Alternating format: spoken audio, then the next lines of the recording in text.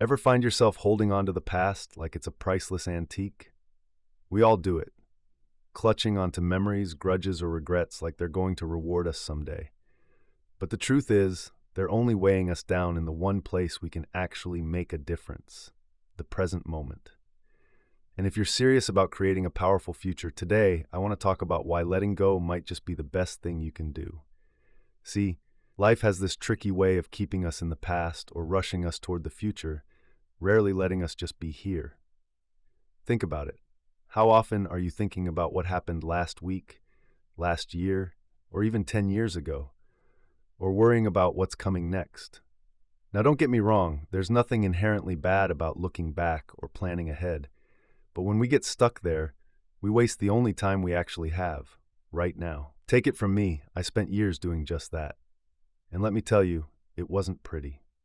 For a long time, I struggled with migraines. Not the occasional headache we all get, but full-on migraines that became my daily reality.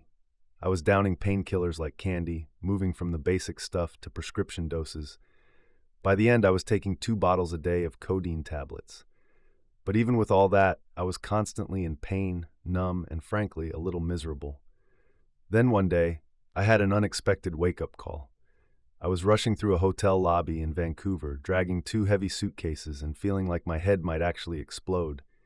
And then out of nowhere, this stranger walks up and says, "You look like you're about to pass out." I told him he was right. I was barely holding it together, and he asked, "What's going on with you?" So I said, "My head is killing me." Now here's where things got interesting. He didn't hand me some miracle pill. Instead, he told me to sit down.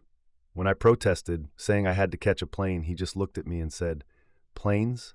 You can always catch another plane. You only get one head." And he wasn't wrong. Then he hit me with a question I didn't see coming. "Do you know what it means to forgive?"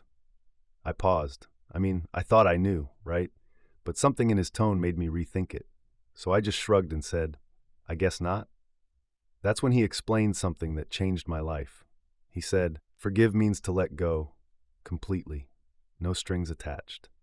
I'll be honest, my first thought was, "Really, that's it?" But he went on.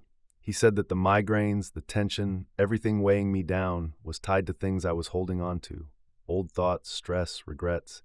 He asked me to sit quietly and forgive every negative thought I was carrying. And as I did, I started to feel lighter, more relaxed than I had in years. You see, our thoughts have power. They create vibrations, states of energy, right in our bodies. And when we hold on to them too tightly, it creates tension, sometimes even physical pain. So when we finally learn to let go, we make room for healing.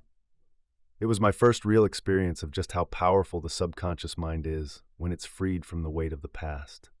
And that's something I'll always remember. A wise friend of mine, Leland Val Vanderwall, once said, "Let us not look back in anger nor forward in fear, but around us in awareness." There's a lot of truth in that. If we're always looking backward or obsessing over what might happen next, we miss what's right here, right now. And my friends, this moment is where the magic happens.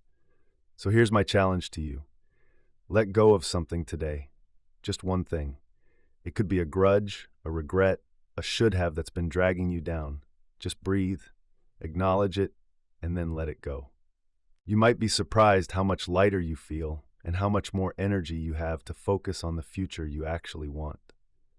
Thank you for watching, and if you found this story inspiring, go ahead and hit subscribe. Turn on notifications so you don't miss more insights like this.